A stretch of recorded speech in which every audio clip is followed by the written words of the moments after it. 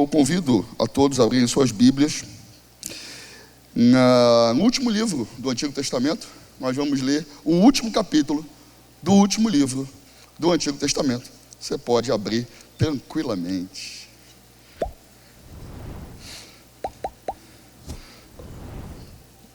Todos acharam? Foi feita a pesquisa de quem acha mais rápido, quem tem a Bíblia de papel ou celular. Achou, show de bola, maravilha. Foi feita essa pesquisa, né?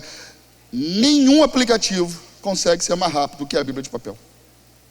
Quem conhece, né? Porque tem gente que procura Obadias lá no Novo Testamento. Aí até no celular ali vai ficar enrolado. Mas na Bíblia de papel é mais rápido. Olha só que interessante, né? Vamos lá. Capítulo 4 do profeta Malaquias, a partir do versículo 1, diz assim, estou lendo na NAA: Pois eis que vem um dia queimando como fornalha, todos os soberbos e todos os que praticam o mal serão como a palha. O dia que vem os queimará, diz o Senhor dos Exércitos, de modo que não lhes deixará nem raiz, nem ramo. Mas para vocês que temem o meu nome, nascerá o sol da justiça, trazendo salvação nas suas asas. Vocês sairão e saltarão como bezerros soltos da estrebaria. Vocês pisarão os ímpios, pois eles se farão cinza debaixo das plantas dos pés de vocês. Naquele dia que prepararei, diz o Senhor dos Exércitos. Lembrem-se da lei de Moisés, meu servo, ao qual lhes prescrevi em Horebe, para todo Israel, a saber, estatutos e juízos. Eis que eu lhes enviarei o profeta Elias, antes que venha o grande e terrível dia do Senhor. Ele converterá o coração dos pais a seus filhos, e o coração dos filhos a seus pais, para que eu não venha e castigue a terra com maldição. Amém. Amém.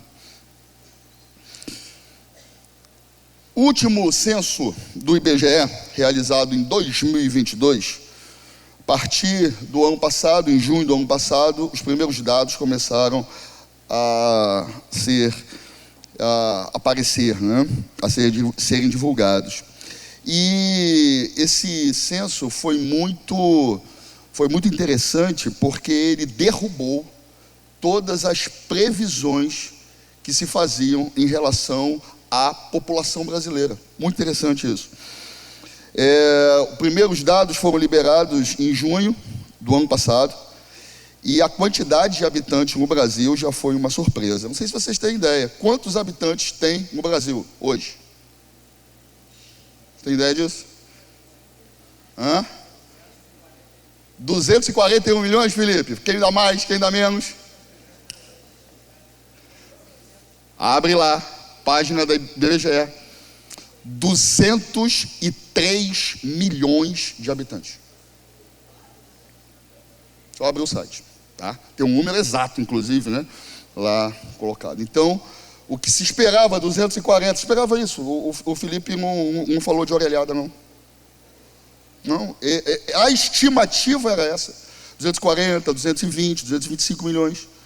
Só o que aconteceu, irmãos, a taxa de natalidade despencou no Brasil.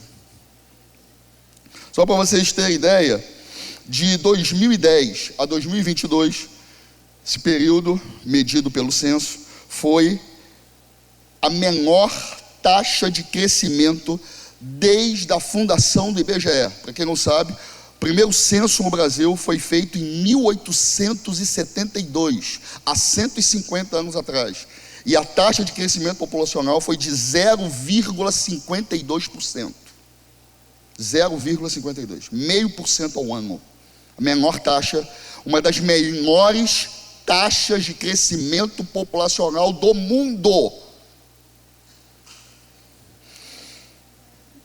Entretanto, existem dados que o IBGE começou a lançar a partir de outubro do ano passado, que foram mais estarrecedores. A expectativa de vida do brasileiro, ela aumentou, mas diminuiu. Que é isso? Em 2019, a estimativa era de 76 anos, expectativa de vida, né? Então, pessoa, na média, vai até os 76. Tem gente que vai muito mais, né? Hoje caiu um pouquinho, é 75 por causa da pandemia. A pandemia acelerou um pouquinho o processo. Mas mesmo assim, só para que vocês tenham uma ideia, em 1980, a expectativa de vida era de 62 anos. 62 anos. Hoje nós estamos aí 75, 76 anos. Em 2010, olha isso, havia 20 milhões de brasileiros acima dos 60 anos de idade. 20 milhões. Em 2022, essa população é de 31 milhões.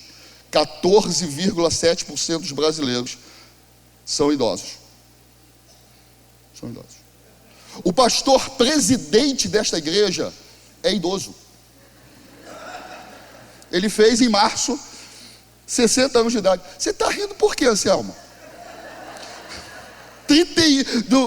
Em outubro é você que chega aos 60, velho. Pastor Alvim, acabou esse negócio de falar do senhor, né?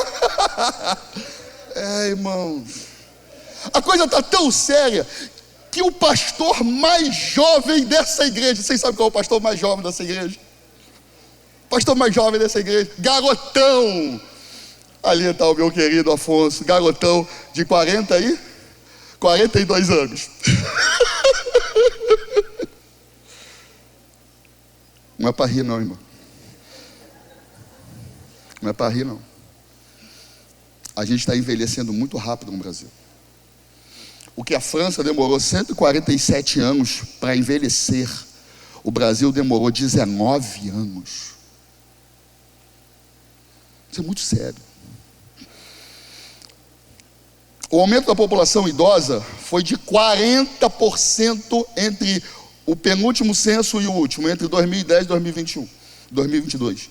Foi 40, na realidade é quase 40, 39,8% o aumento da população idosa no Brasil. Estão sentados, né? Permaneçam. Até 2030, se Jesus não voltar, eu espero que ele volte. Até 2030, se essa curva estatística se mantiver, haverá mais idosos acima dos 60 anos do que jovens abaixo dos 14. A pirâmide populacional do Brasil inverteu. Nós vamos ter uma população, hoje é 14,5%, 2030 vai passar dos 20%. E uma população de adolescentes, de jovens, abaixo dos 20%.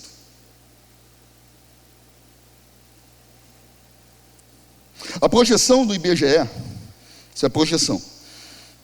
Você entra lá no site do IBGE, você vai ver tudo isso aí. E é muito interessante ter outros dados. Infelizmente, os dados de religião ainda não saíram, deve sair até outubro desse ano, já estão dizendo isso. Isso é muito interessante a gente ver as mudanças religiosas no Brasil. A projeção do IBGE para 2060 é que a expectativa de vida chegue aos 81 anos. Maravilhosa essa risada. Maravilhosa.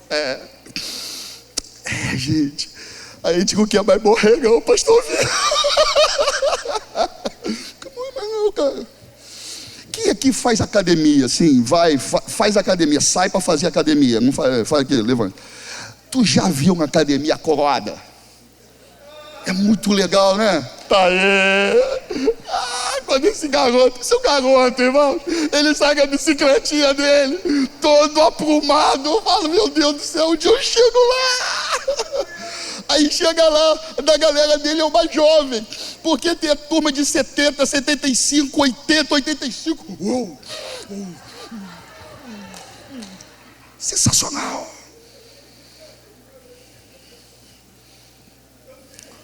Os velhos estão morrendo não, gente. Eles não morrem mais não. A coisa está tremenda. E em contrapartida, os jovens não querem mais ter filho também não. E aí a gente chegou a esse ponto. Eu estou tentando trazer uma leveza para vocês, mas eu estou falando do maior problema social do Brasil. o envelhecimento da população. Hoje é o maior problema social. É maior do que a distribuição de renda, maior. Que a concentração de renda, maior. É maior do que a violência. Que isso? É um problema maior do que a violência. É maior do que o Alexandre de Moraes. É maior do que o PT. Esse é o problema maior. O maior problema do Brasil é o envelhecimento. Você tem certeza disso? Você vai entender o que eu vou falar agora. Continua sentado, né? Fica aí. Segundo o INSS, Instituto Nacional de Seguridade Social, a aposentadoria, até 2042, o INSS só terá condições de pagar um salário mínimo pela aposentadoria. Isso é o que eu estou falando. Sabe o que vai acontecer? O que acontece hoje, quem é aposentado sabe exatamente o que eu estou falando. O INSS, ele dá um aumento do salário mínimo por canetada presidencial. Eu quero um salário mínimo 10%, 8%, 12%, 6%. E aqueles que são aposentados com 2, com 3, com 5, com 6 salários, acho que o teto são 5 salários mínimos, eu não sei, o teto hoje é 7 mil e pouco. Oi? 7.800, em relação a salários mínimos, deve ser uns 6 salários mínimos, mais ou menos, né? Muito bem. Esse teto, o que vai acontecer? Esse teto, né? Esses valores, eles são reajustados, aqueles que têm reajuste, eles são reajustados por um índice, e esse índice acompanha a inflação. 4%, 3%, 4,5%. E o salário mínimo é canetada. Eu quero o salário mínimo agora de R$2.000. Aí, hoje é de 1.412, vai para R$2.000, um aumento de sei lá quantos por cento, talvez aí 20 e poucos por cento, se isso acontecer. E o salário lá do aposentado vai render apenas, vai ter um reajuste de 4%. Então, essa curva, ela vai igualar em 2042. São dados estatísticos do INSS. Por que vai igualar? Porque a partir da década de 30 do século 21, entre 2030 e 2040, vai ter mais gente aposentada sendo sustentada por uma parcela menor da população.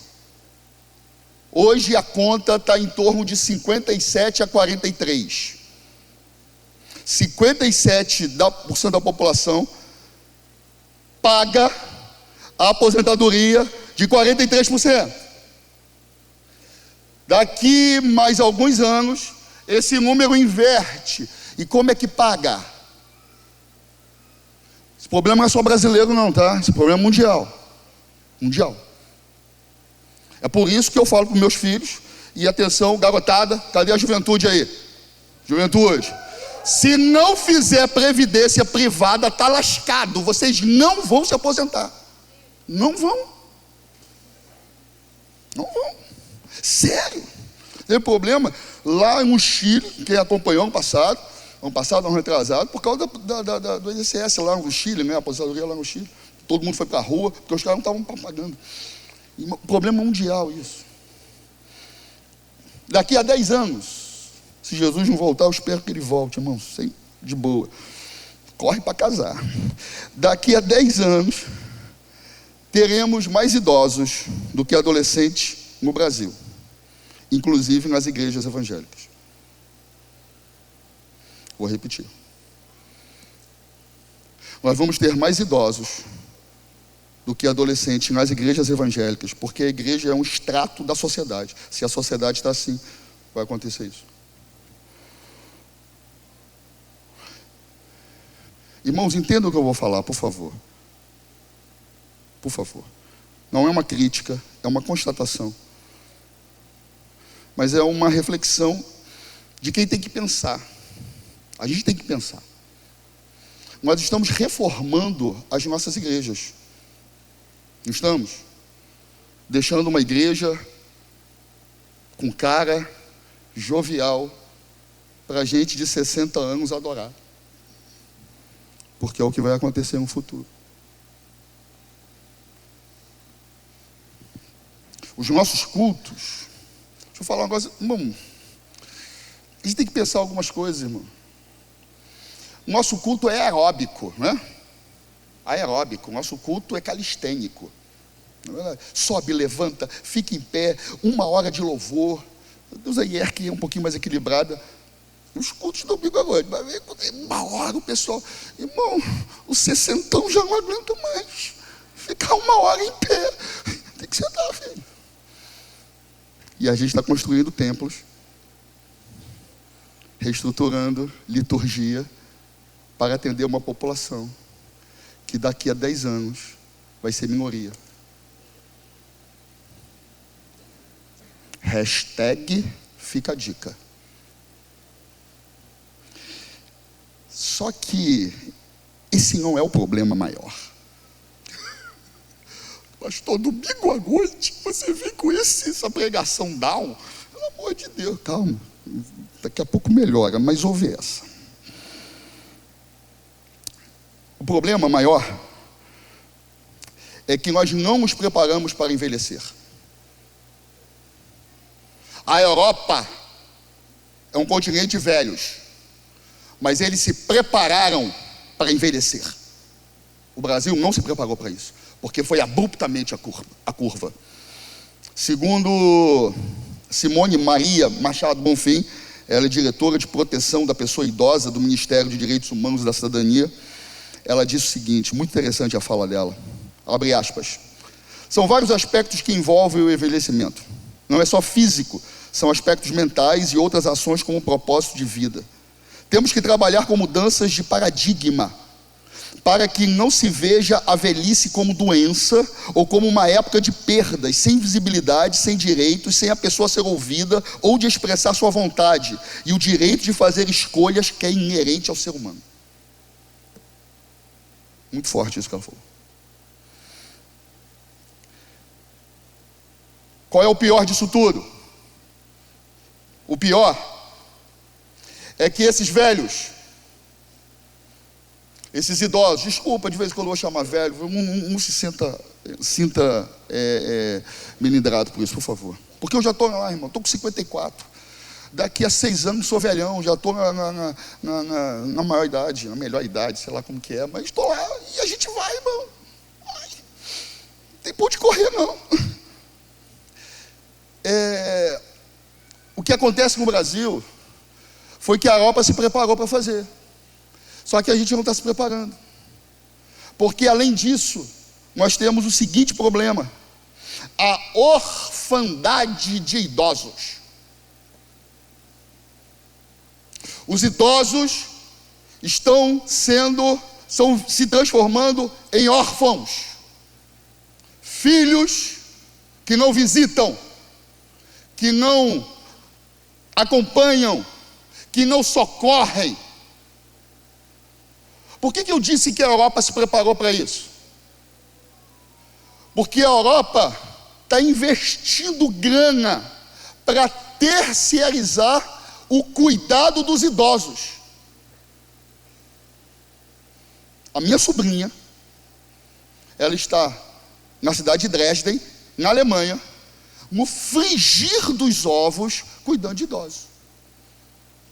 Ela é enfermeira, formada pela Unirio, e o governo da Alemanha fez um programa junto a algumas universidades brasileiras, aqui do Rio de Janeiro, e fizeram um programa que levaram 70 enfermeiros. Não levou médico, não, levou enfermeiros formados. Porque lá na Alemanha não tem técnico de enfermagem, é enfermeiro e médico. Então a minha sobrinha e a querida Jamile está lá em Dresden, cuidando de idosos. Porque o governo da Alemanha está apostando nisso. Se tu quer ganhar dinheiro, mais do que médico, vai para a Europa ser cuidador de idosos. O visto sai em 15 dias. Isso não é história não, gente. Em 15 dias o visto sai. Porque o que eles fizeram? Eles enriqueceram e depois envelheceram. Então o filho não toma conta do pai? Tem problema. A gente chama a Jamile. É literal, irmãos. A gente chama os brasileiros, os indianos, os africanos, para cuidar dos nossos velhos. A gente tem grana, a gente paga. E está lá ela, recebendo uma grana maravilhosa, nadando de braçada. Estão entendendo o tipo do problema? E o que o Brasil fez? Envelheceu primeiro e está querendo enriquecer depois. Como? E quem é que cuida desse velho? Quem é que cuida desse idoso? Irmãos, é muito sério o que eu estou falando. É muito sério. É o maior problema do Brasil hoje, é o maior problema. E alguns nessa casa, eu sei disso, porque converso com alguns irmãos, já estão atravessando essa situação. A partir da segunda, vou só aqui abrir um parênteses social para vocês. A partir da Segunda Guerra Mundial, foi a segunda metade do século XX, a mentalidade europeia e consequentemente a ocidental, ela foi profundamente alterada no que tange a criação dos filhos.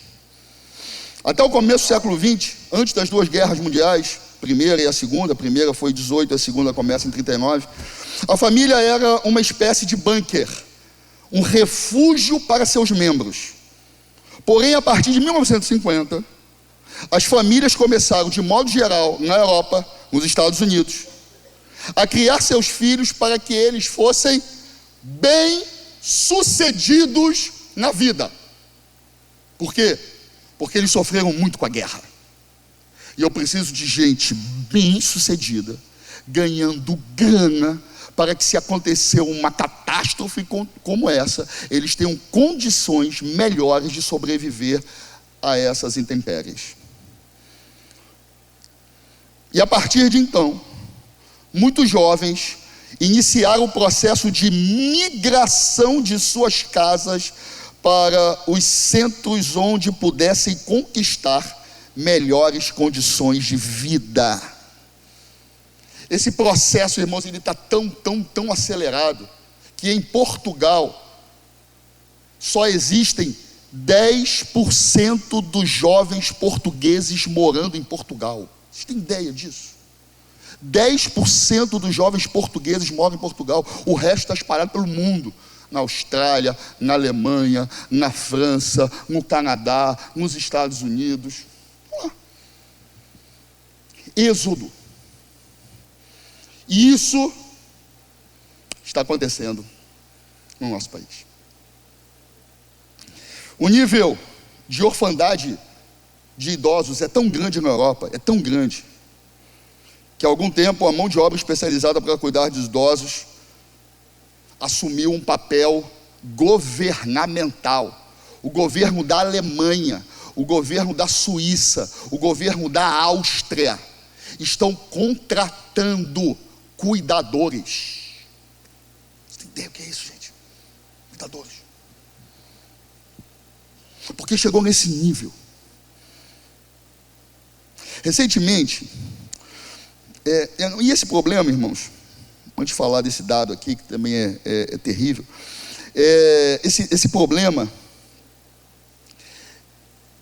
da criação do filho, porque, irmão, vamos lá, papai agora, papai, aqui comigo, papai e mamãe, o que a gente vai falar para os nossos filhos, quando eles começam a crescer e decidir o que fazer da vida?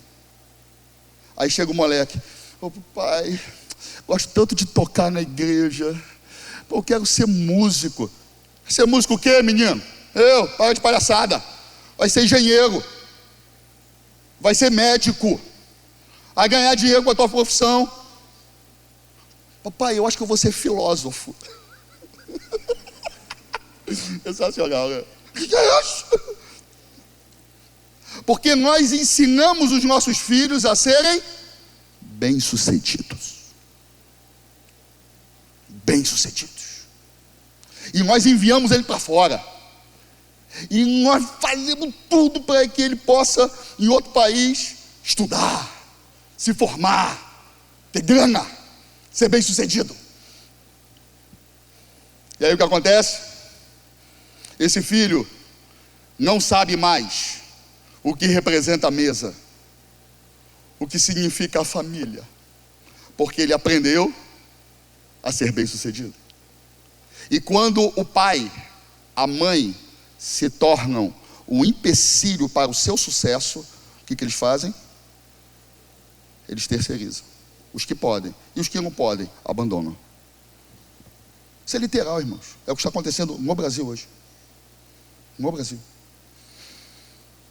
Minha mãe, ela faleceu em 2011 e ela ficou internada durante 11 anos numa clínica com Alzheimer.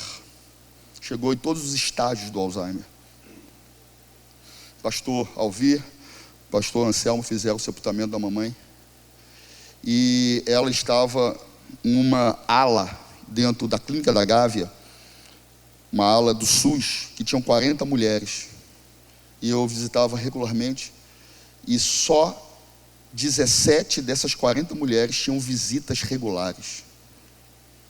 Aí eu ficava ensandecido com isso. Chegava lá para a enfermeira, para as cuidadoras, falando: vamos denunciar essa gente, cheio de raiva, cheio de... porque não pode, estou aqui abandonado. Eu preciso ser isso aí.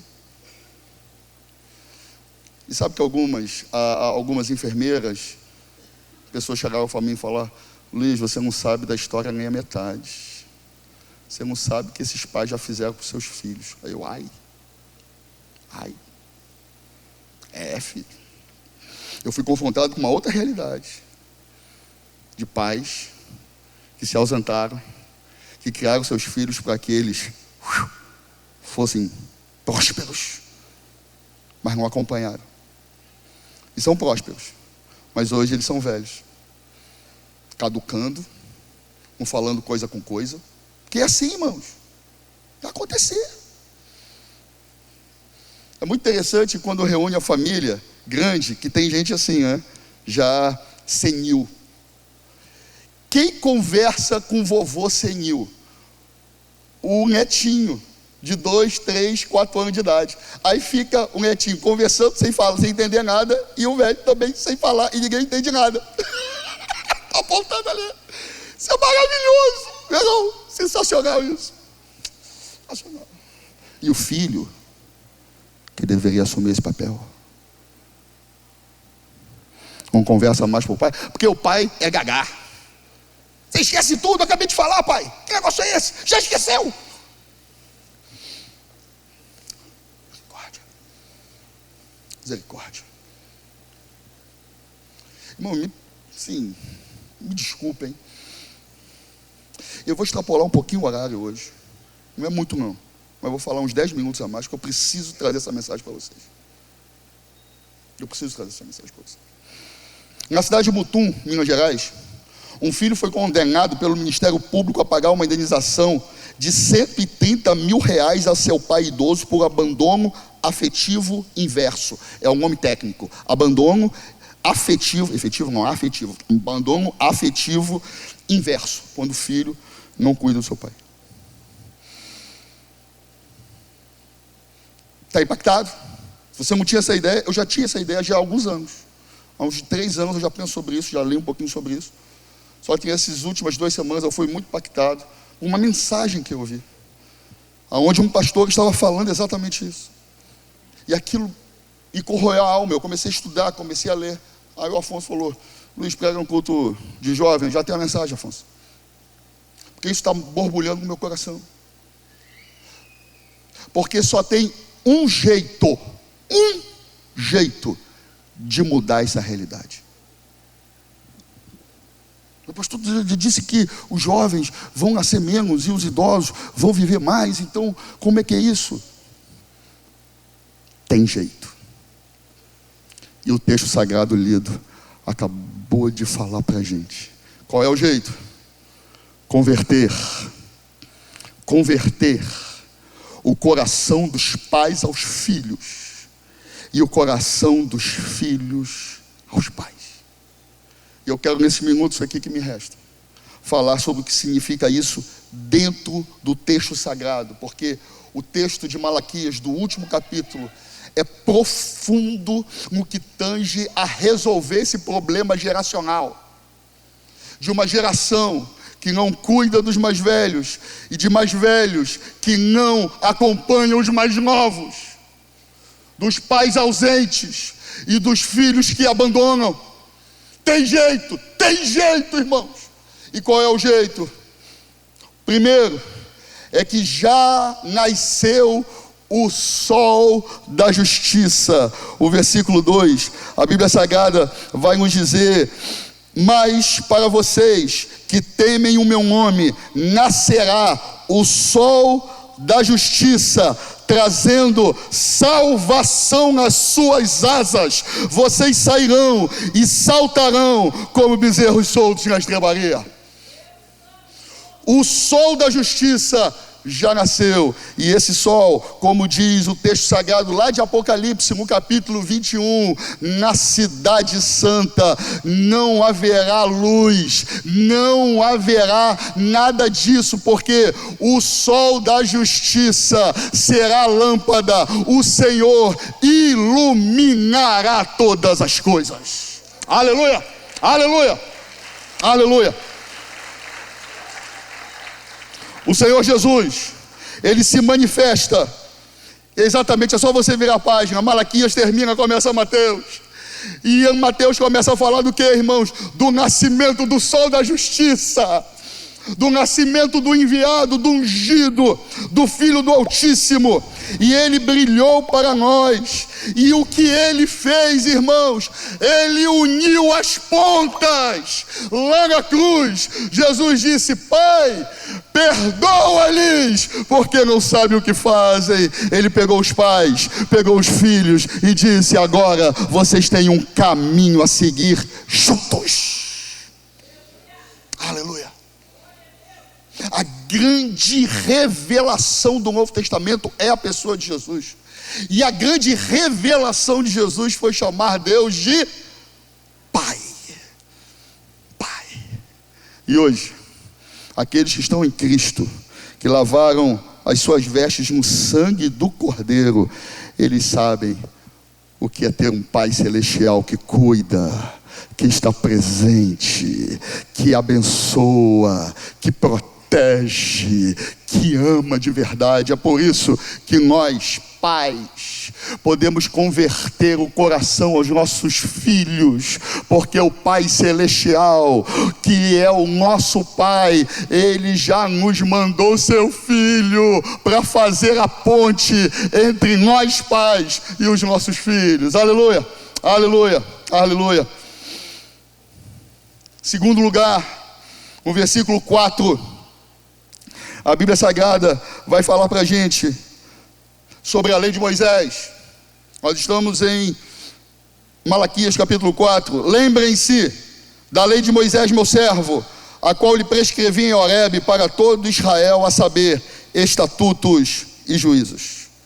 Atenção, pais e filhos, existe uma lei divina, existe uma direção espiritual de Deus para as nossas vidas. Nós temos um código a seguir. Não é apenas da tua cabeça, do psicólogo, do terapeuta, da televisão, do youtuber. Não, a Bíblia Sagrada já diz como nós devemos criar filhos, e também diz como os filhos devem se relacionar com os pais. E em Israel existia o que se chamava de Shema, ou a confissão de fé judaica. E a confissão de fé está descrita no livro de Deuteronômio, capítulo de número 6, versículos do 4 ao 9, que diz: escute, Israel, o Senhor nosso Deus é o único Senhor. Portanto, ame ao Senhor seu Deus de todo o teu coração, de toda a sua alma, com toda a sua força. Essas palavras que hoje lhe ordeno estarão no seu coração. Você as inculcará a seus filhos, e delas falará quando estiver sentado em sua casa, andando pelo caminho, ao deitar-se, ao levantar-se. Também deve amarrá-las como sinal na sua mão, e elas lhe serão por frontal entre os olhos, e você as escreverá nos umbrais da sua casa, nas suas portas. A lei do Senhor vai impregnar a nossa casa. Se você assiste algum filme judaico, se você já viu The Chosen ou qualquer outro seriado, você percebe que todas as vezes que o judeu entra dentro de casa, o que ele faz? Ele coloca a mão ali no umbral e beija. Não faz isso? Ali está o Shema. Ali está o texto de Deuteronômio 6, versículo 4 até o versículo 9, porque essa é a declaração de fé dos judeus, e ele sabe que toda vez que faz aquilo, ele vai ter que repassar a seus filhos a palavra do Senhor. Aleluia.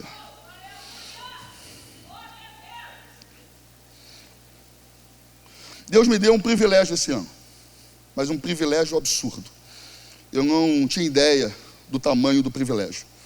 Eu estou dando aula no Ministério Infantil da IERC. Isso é um privilégio, eu não tinha ideia. Eu fui lá para aprender, né? E a nossa querida Maria Rita já me colocou para dar aula. Senhor Jesus. E eu vou falar uma coisa, eu preciso falar isso. Você precisa ouvir isso. Domingo passado, eu estava dando aula. Domingo retrasado, terceiro domingo. E aí a gente prepara lá, a primeira vez que eu estava dando aula, até então eu estava sendo auxiliar. E naquele domingo eu ia dar aula na escola bíblica dominical, no domingo pela manhã. Aí eu preparei, aí aquela coisa, primeira aula, né? Você faz mais coisa, e trabalho e tal. E aí, poxa, deve ir tantos alunos, então, trabalhinho para todo mundo, o reforço da lição, e gravura, e dinâmica. Porque de manhã a gente tem EBD, depois a gente tem o cultinho, no caso, nas salas de 5 e 6 anos, é a minha turma, 5 e 6. E a gente faz o culto lá dentro da sala, os mais crescidinhos vão lá para o culto infantil com vários, e eu fico ali com eles, o pessoal também de 3 e 4 está dentro das salas, e a gente prepara tudo isso, os hinos, a mensagem do culto. E aí eu cheguei 8h30, estava lá, 8h40, mais ou menos, pegando as coisas e tal, ajeitando, vendo aqui, ajeitando a mesa, não, essa mesa aqui eu vou colocar isso aqui, aquela coisa de professor. E aí quando foi 9 horas, começa a chegar os alunos, 9h05 começa a chegar os alunos, 9h10 começa a chegar os alunos, 9h25 começa a chegar os alunos. E quantos alunos chegaram? Quando eu comecei a aula às 9h25?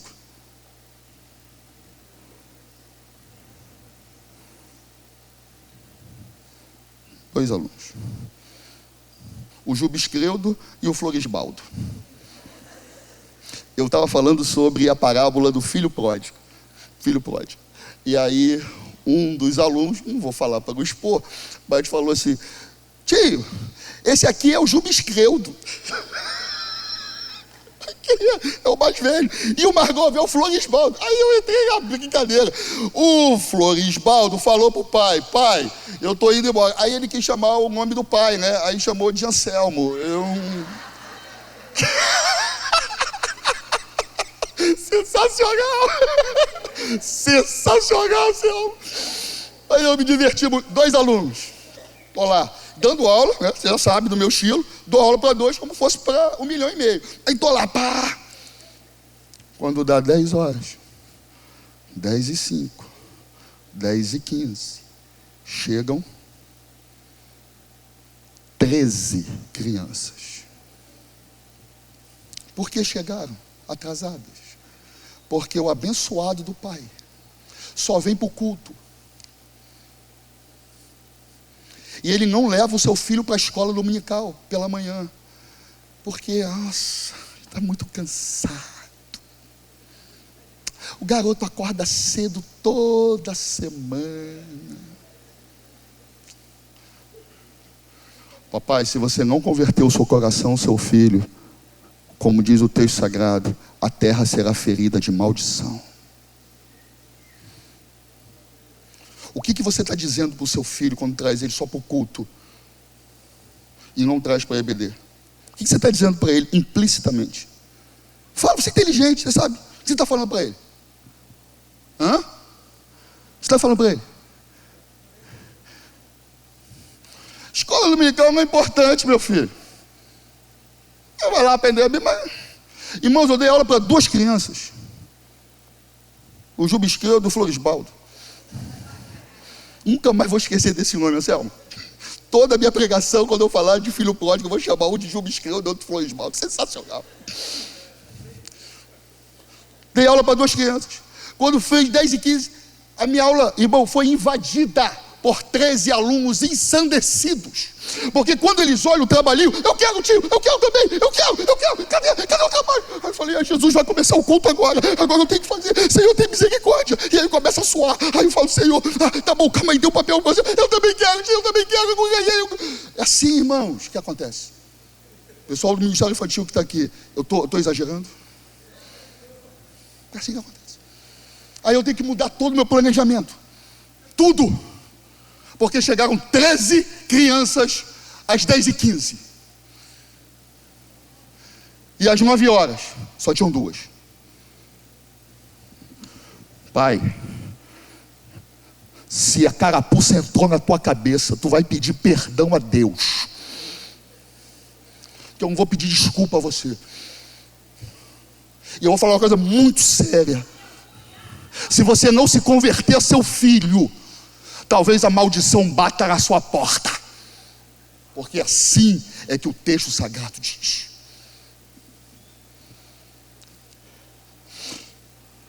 Queridos filhos, cortei para lá, agora vou cortar para cá.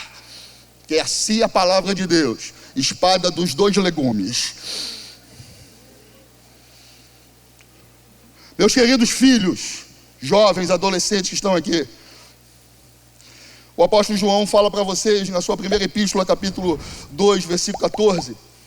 Eu vos escrevi, jovens, mancebos, bem jovens, porque sois fortes, e a palavra de Deus permanece em vós, e já vencestes o maligno. Jovens, adolescentes, crianças, vocês são fortes no Senhor para virar a mesa da relação. Não. Vocês são fortes para virarem a mesa da relação. Você está falando, pastor? Eu estou dizendo que mesmo que haja incompreensão dentro de casa, distância e ausência dos seus pais, vocês não vão retribuir na mesma moeda, porque vocês são fortes e já venceram o maligno, e o amor de Deus está no lugar da indiferença nos vossos corações. Observe o que diz o texto bíblico de João capítulo 4, verso 38.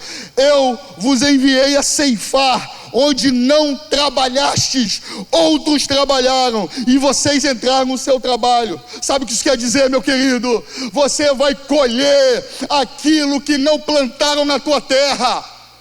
Não plantaram amor, não plantaram dedicação, mas você vai se dedicar aos teus pais.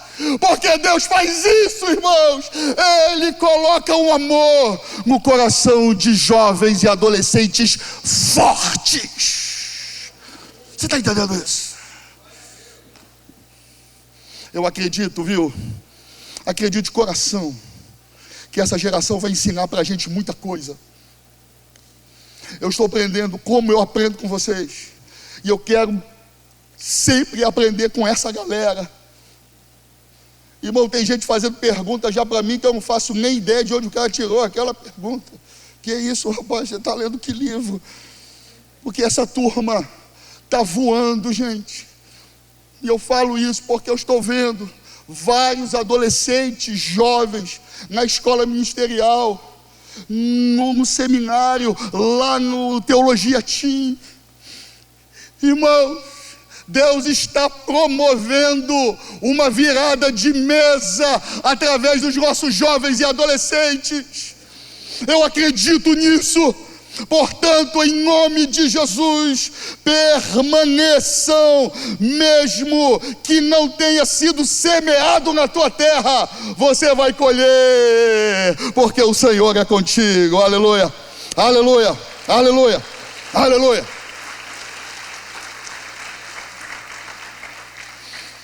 O versículo 5 é um versículo interessante, irmãos. É um versículo daquele estilo bem profético.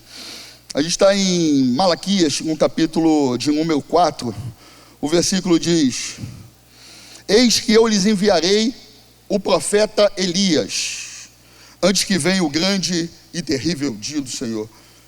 Ué, está acontecendo o que, Malaquias? Elias já morreu há muito tempo. O que você está querendo dizer com isso? Que Elias é esse que está chegando? Será que é o João Batista que está vindo para ser como o profeta Elias? A unção de Elias está sobre o JB, é isso? Deixa eu falar um pouquinho sobre Elias. Elias era o típico exemplo do fracasso que deu certo. Vocês sabem de onde ele era originário? Qual era a cidade natal dele? Quem sabe? Boa pergunta, né? Elias era da cidade de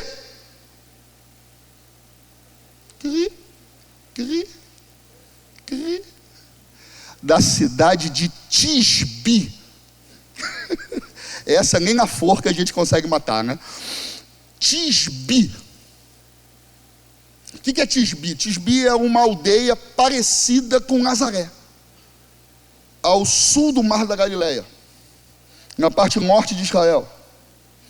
E Deus, ele pega esse cara da roça,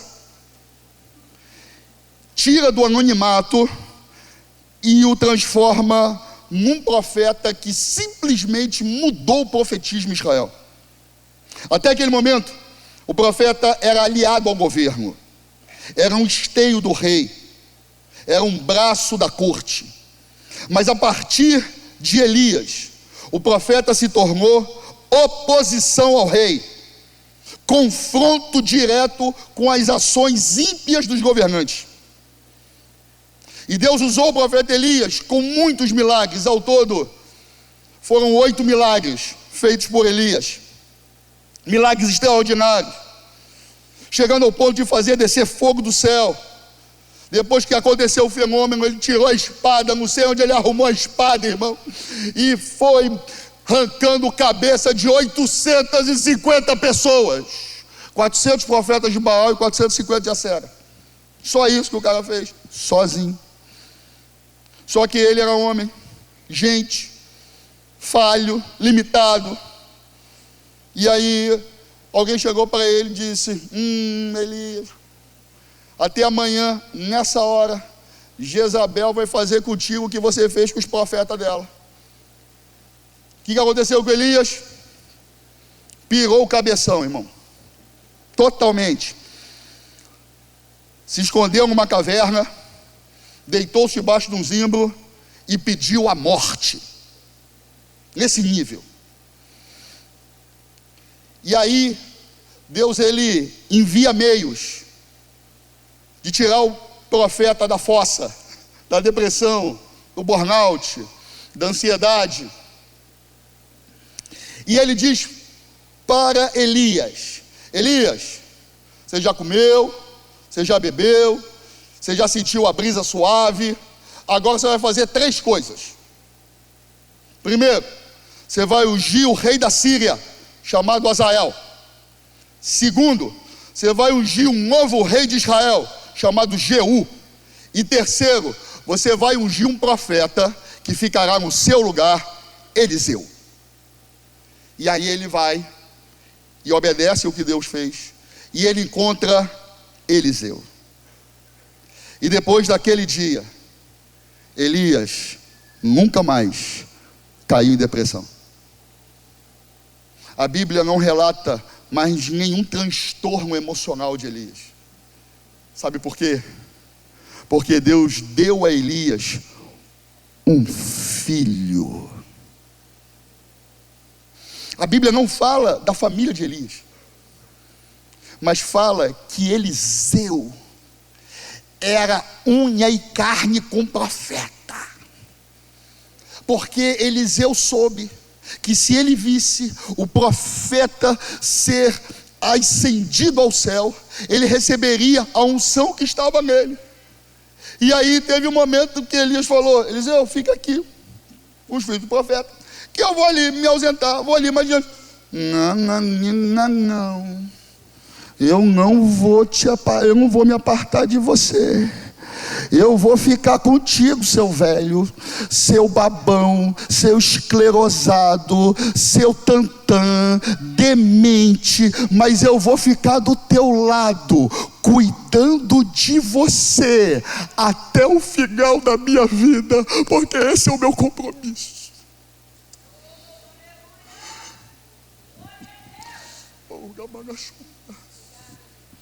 Se você está conseguindo entender o que eu estou falando, está entendendo o que eu estou dizendo para vocês? A cura de Elias não foi no vento. A cura de Elias não foi na brisa suave, não foi no alimento que os corvos trouxeram. A cura de Elias foi estar junto de Eliseu. Eu voltarei e trarei para vocês o profeta Elias. Deus está dizendo para vocês, jovens, Deus colocou um Elias na vida de vocês, papai e mamãe, e vocês são os Eliseus deles. Eu sei que a gente vacila, eu estou falando como pai, a gente dá mole, a gente deveria e tal, irmão, mas a gente ama vocês incondicionalmente. Só que a gente nunca foi pai, está sendo pai pela primeira vez, então a gente erra pra caramba. Então, o que você vai fazer? Vai ter o coração de Eliseu. Não vou te deixar, seu velho. Vou ficar do seu lado, porque eu tenho um compromisso contigo, de seguir junto, até quando você for arrebatado para o céu. Foi isso que Eliseu fez. E aí nós chegamos ao final dessa mensagem. Versículo de número 6, que versículo? Não podia terminar o Antigo Testamento sem esse versículo, né, irmãos? E ele converterá o coração dos pais aos filhos, e dos filhos aos seus pais. A palavra conversão é uma palavra de origem grega. O Antigo Testamento traz uma outra expressão, e o Novo Testamento usa a expressão metanoia. A palavra metanoia, ela nasce no exército grego, com Alexandre o Grande. Então, quando o comandante falava metanoia, o que a tropa fazia? Metanoia. Metanoia é o nosso meia volta, vou ver. Era mudança de direção. A ideia de metanoia militar. Olha só, interessante. A palavra surge no meio do exército grego, nas grandes conquistas de Alexandre. Porque a obediência do exército era tremenda. A obediência dos espartanos era algo, talvez um dos maiores cases de sucesso de um exército na história, só superado pelo Império Romano. E essa palavra era mudança de direção. Era mudança de direção. E o Senhor está falando nessa noite, chegou a hora dos pais se converterem aos filhos, e os filhos se converterem aos pais. O Antigo Testamento é a preparação para a revelação final de Deus que ocorreu no Novo Testamento através de Cristo e a Nova Aliança. A chegada do Filho de Deus encarnado trouxe a possibilidade dos seres humanos conhecerem o Pai. Jesus fez essa apresentação. E é exatamente isso que o profeta Malaquias está apontando. Os pais convertidos aos filhos, Deus enviando seu Filho Jesus ao mundo. Os filhos convertidos aos seus pais, a humanidade reconhecendo que Deus é o nosso Pai. Hoje, o Senhor está falando para nós em perfeito grego koiné: metanoia. Converta-te, muda de direção. Pai, mãe, muda de direção em relação aos teus filhos. Eu acredito, Fernandinho, que no domingo que vem a escola dominical vai estar lotada de crianças. Eu creio nisso. Eu creio nisso, porque Deus está convertendo seu coração, Pai. Tu vai acordar teu filho às 8 horas. Ele não quer, mas tu vai. Aí você com você mesmo: eu também não quero ir não, mas o pastor falou tanto que eu vou, né? Senão, pô, vai ficar ruim. Porque eu não vou falar não, mas eu vou olhar para você, porque eu sei quem é pai agora. Eu sei. Tem aplicativo que a gente olha a carinha do pai. Irmãos, eu não estou falando isso para espetar você. Eu estou falando que se não for assim, a gente vai trazer maldição para a terra, como está acontecendo hoje. Você tem ideia que na França, em Paris, capital, luz, cidade sede dos próximos Jogos Olímpicos, que começarão daqui pouco mais de um mês, muitos imóveis explodiram. Pá, explosão, pegou fogo, bombeiro chamado. Qual a razão? Idosos que não tinham acompanhamento morreram dentro de casa. O corpo chegou no estado de putrefação, de decomposição, e vai emitindo gases. O cheiro chegou a um nível impressionante. O bombeiro chegou, quando quebrou a porta, a fagulha ativou os gases que estavam dentro do imóvel e a casa explodiu. Você tem ideia de uma coisa dessa? Procura na internet, você vai ficar estarrecido. Você tem ideia que há uma estimativa no Brasil? Irmão, isso aqui é terrível que eu vou falar, parece mentira, busca lá na internet, que a concentração de internações em hospitais de idosos acontecem antes de feriados prolongados.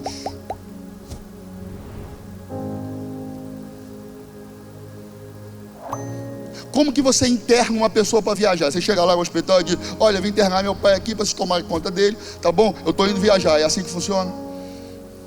O que você faz? Os caras tinham a água do velho, ele fica desidratado. Irmão, isso está acontecendo no Brasil. Isso não é brincadeira não, gente. É só olhar, é só ler as denúncias. Os médicos estão muito atentos a isso hoje, inclusive. O que está acontecendo? Olha o nível da maldição que está acontecendo nesse país. Não é só no Brasil, no mundo. Porque o coração dos pais não se converteu aos filhos, e o coração dos filhos não se converteu aos pais, e cada um está buscando o seu sucesso.